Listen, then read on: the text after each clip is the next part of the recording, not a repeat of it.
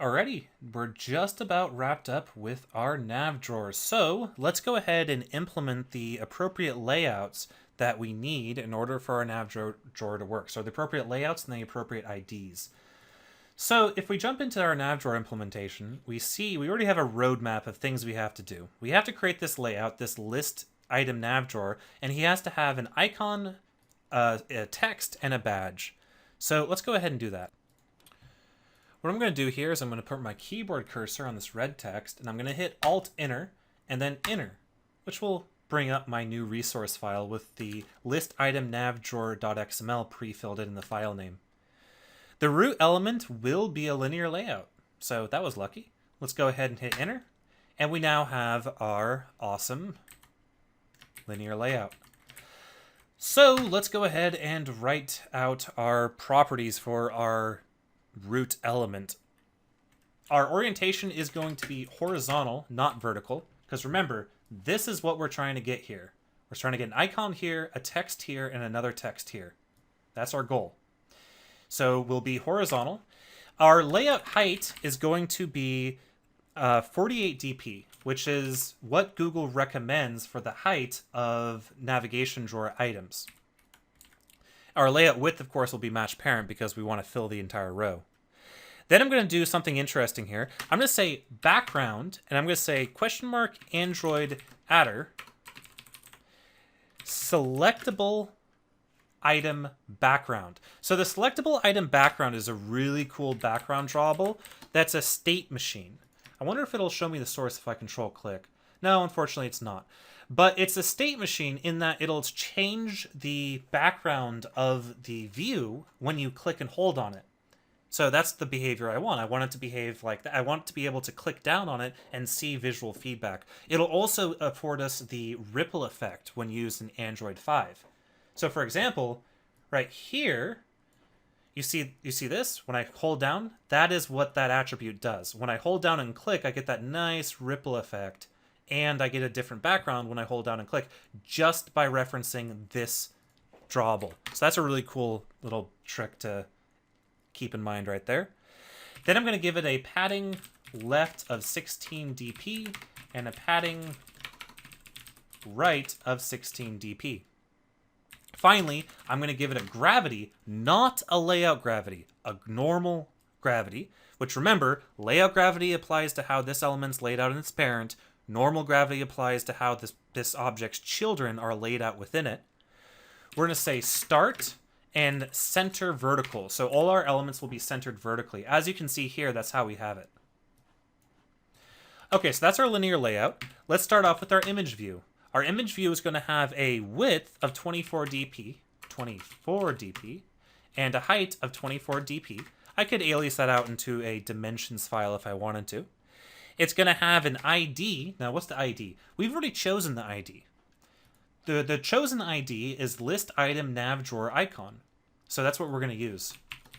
List item nav drawer icon.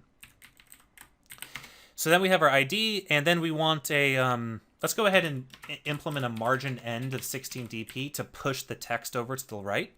And then let's go ahead and, I'm going to give it a source. The reason I'm giving it a source, I'm going to give a source of drawable /IC. Let's do unread, sure, why not? The reason I'm doing this is for design time preview. I want to be able to preview this icon as I'm working in design time. However, the source is going to be replaced even before this view is ever shown by code. When this layout gets inflated, the source is going to be replaced with whatever we passed into the constructor. So I can use whatever value I want here to see it how it appears in design time, and then when it comes to runtime, it'll be replaced with the appropriate icon. So that's really cool. Next up, I want a text view. As text view is going to have a width of wrap content, or a width of 0 dp, and a height of wrap content. It's going to have a text size of 14 sp. It's going to have a text style of bold. A text color, let's do a DE000000. So a black, but a slightly transparent black. And then it's going to have a text. Let's do just type in inbox. Like I said with this guy, with this image view, we can type in whatever we want here. It doesn't matter because we're just using it to preview this in design time. Then I'm going to give it a layout weight of 1. So now we have our inbox, and you see it's properly floated in the center. The last thing I want to do is I need to give it an ID first. So I'm going to give it an ID, and we already chose the ID, remember? The ID is going to be list item nav drawer text.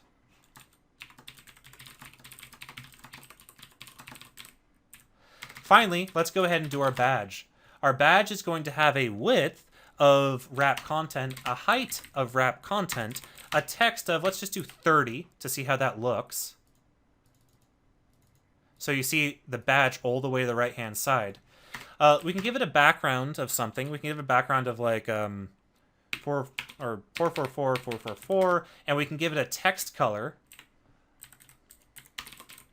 of, I don't know, E. I like my grays. And then we can give it a padding of 5 dp. Finally, we can give it an ID of list item nav drawer badge. Now we have our badge. And you see it's all the way floating on the right-hand side. All right, so that's it for our nav drawer item. Coming back to our nav drawer class, you notice all those errors went away. So now what I have to do is let's go ahead and implement our background resource, and let's implement our text color. So I'm going to hit Alt-Enter on this red, and I'm going to say create drawable resource file, and hit Enter, and then hit Enter. So what's this going to do is this is going to create a nice little drawable XML file. We'll talk about the syntax in here in a little while, and you'll see bits and pieces of how to work with drawable XML files as this series progresses. So for now, basically, we're just going to be putting in a solid color. So I'm going to replace this selector with shape. And then inside of shape, I'm simply going to do solid with an Android color of, let's do 120000000. So basically, we're giving the background a semi-transparent black. All right, let's go ahead and implement our selected item text color now. So I'm going to hit Alt-Enter, and I'm going to say create color resource file. Or I wonder, I've never actually done this before. Let's do create color resource. And okay. That was actually pretty easy, I think. So what I'm going to do is I'm going to hit Alt-Enter, I'm going to say create color resource, and then I'm going to type in the color that I want it to be. So hit Alt-Enter. The color is going to be 2196 F3. Hit Enter. And presumably what that did, it did. So inside of my colors.xml file, which is under resource values colors, notice how it just inserted a list item nav drawer selected item text color with the value that I specified. So that's a really cool little shortcut. I didn't use that before. That's neat. Okay, let's come back to nav drawer, and yeah, I mean those are our colors. The final thing we have to do really is implement our drawer layout. So what I'm going to do is, first of all, I'm going to create the nav drawer that we're going to be using. So the actual include file, remember how in the previous video, or the previous set of videos when we talked about nav drawers, we created that include file that contained the actual drawer part, the part that actually floated out? Well, that's exactly what we're going to do here as well. So to do that, I'm going to come up here to resource layout. I'm going to right click layout, select new layout resource file, and I'm going to say include, what do I want to call this? How about main nav drawer? Okay, so again, this is the part that flies out. This needs to have places where I can insert items, insert nav drawer items. So yeah, let's, I guess, go ahead and get started. We'll start off with the linear layout with the vertical orientation. For the width, I'm going to go ahead and give it a width of 300 dp. And now it's important that I give it a ID. I need to give it an ID so my nav drawer can find it. So remember, that's where this comes from. So what I need to do is I need to give it an ID that matches that, which is simply navdrawer. By giving it an ID of navdrawer, I can come back to navdrawer.java and see that this code now compiles. Okay, so inside of this linear layout, the first thing I'm going to do is I'm going to create a relative layout. And this relative layout is going to contain my avatar as well as my name. The relative layout will have a width of fill parent and a height of wrap content. For the background, I'm going to give it a deep blue, which is going to be 0D47A1, which is this nice deep blue. 0D47A1.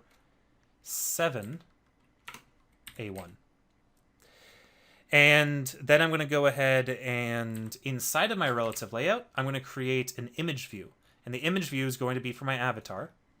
So I'm going to say image view and give it a width of 64 dp and a height of 64 dp. Of course, let's go ahead and fix that right there. And in addition, I'm going to go ahead and give it a margin top.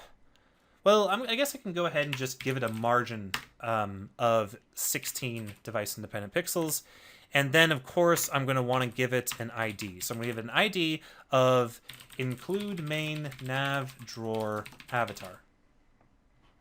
And so as you can see, there's our image. Let's go ahead and fill it up with something for testing purposes. I'm going to give it a source of @drawable, and I'm going to pass in something like IC group. Or how about IC navigation menu, because that's a white icon, so it'll show up a little better. Or no, that'll get confusing with the navbar. Let's just go with unread, just so we can see the icon right there. All right, let's go ahead and do the name. So we want to show our name as well, our display name of the app.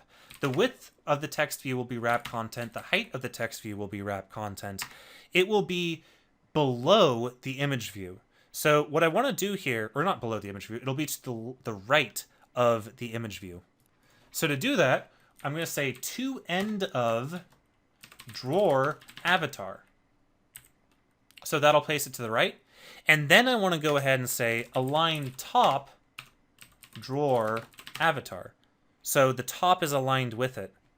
Then I want to give it an ID, which will be ID/include main nav drawer display name. I'll give it a text of, how about Nelson Lackey? So we can see it represented there. And then I'll give it a text color of slightly transparent, so 8A white. FFF, FFF. F. Come on. FFF, FFF. There we go. Okay, so now that we've done that, let's go ahead and that's done. So it doesn't look like it's aligned, but it is. See, there's a little bit of internal padding in this image view that makes it not look aligned, but just know that it is. Because when I click on this image view, you can see the bounds right here represented by this blue square. All right, now let's go ahead and put in our main items, where our main items are going to appear. They're going to appear inside of a scroll view. The scroll view is going to have a width of fill content and a height of 0 dp. Then it's going to have a layout weight of 1. That means the scroll view is going to contain all of the remaining space inside this linear layout, which is what we want. Now the scroll view is going to have a, inside of it, it's going to have a linear layout itself. This linear layout is going to contain all the items that appear at the top. So it's going to contain all of these items at the top right here. So I'm going to give it a layout width of fill parent and a layout height of wrap content. Then I'm going to give it a, I'm going to go ahead and self-close it because we're not going to be putting anything directly inside of it. I'm going to give it a orientation of vertical, and I'm going to give it an ID of plus ID/include main nav drawer top items. And that's going to be where our top items go. Now all that's left is where our bottom items are going to go. So what I can do here is at the bottom here, I can say linear layout. I'm going to give it a width of fill parent, a height of wrap content. I'm going to make it self-closing. Then I'm going to give it an orientation of vertical and an ID of include main nav drawer bottom items, and I'm going to give it a background of E3F2FD, which is that kind of lightish blue color you see right there. And that's it. That's our include main nav drawer. So now let's go ahead and fix up our main activity. Our main activity's layout to include not only our drawer layout, but also import our nav drawer. So to do that, let's jump over into activity main.xml. And I'm going to change this relative layout to our drawer layout. So I'm going to say android.support.v4.widget.drawer layout. And I'm going to go ahead and paste that in there so that the begin tag and the end tag match. Then, this is important, I have to give it an ID that can be picked up by our navdrawer.java. In this case, it's drawer_layout. So I need to make sure that those IDs match. I'm going to say drawer layout. Now our navdrawer file compiles. It compiles because all of those layouts and IDs and things that we didn't previously have created are now all created. So now inside of activity main, what I'm going to do here is I'm going to open up a, it really doesn't matter what I use as my first element, because my first element is basically the contents of my layout. So I'm just going to put in a linear layout. Doesn't really matter. I'm going to do match parent with an orientation of vertical, and then I'll include my include toolbar. I can also, just to prove that this is all working, I'll throw in a text view just for fun, with a layout width of wrap content, and a layout height of wrap content, and text of hello world. The final thing I need to do inside of activity main is include my nav drawer itself. See, right now we would get an error. We would get an error if we tried to run this because our nav drawer doesn't yet exist in our activity main. But once I do this include, by doing include layout equals include main nav drawer, now our code should work. Of course, I forgot one important thing, and I was just reminded by it by our preview panel. I forgot to specify the gravity of our include main nav drawer. So let's go ahead and do that real fast. I'm going to control click on this attribute, which will conveniently take us to that file. And I'm going to scroll up all the way to the top, and I'm going to change the linear layout. I'm going to change its layout gravity to start, which will make it appear on the left-hand side of the screen. So now, coming back into the activity main layout file, I can see that this include statement creates an object all the way to the left of the screen, which is what our activity layout is now, or our nav drawer layout is. All right, we are almost done. The last thing I need to do is inside of our views main nav drawer, I now need to give proper values to our container ID. I now need to tell it which view group do I want this nav drawer item to appear on. So if you recall, inside of our include main nav drawer, we have two view groups. We have one at the top called include main nav drawer top items, and one at the bottom called include main drawer bottom items. So coming back in here, the first one I'm going to do for the top, I'm going to say r.id.include main nav drawer top items. And then for our log out link, I'm going to say r.id.include main nav drawer bottom items. And that's it. So let's go ahead and hit play.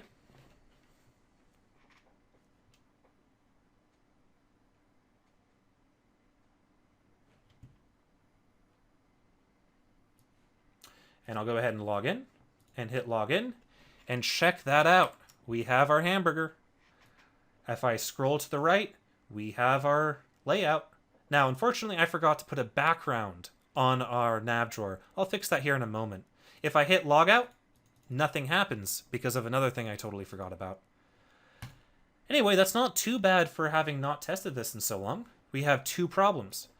The first problem is, of course, going to be the background of our nav drawer. That's easy to fix. I can just jump into include main nav drawer, and I can go ahead and give it whatever background I want up here at the top. In this case, I'm going to give it a background of all white. So FFF, FFF. I could just do FFF, by the way, if I wanted to.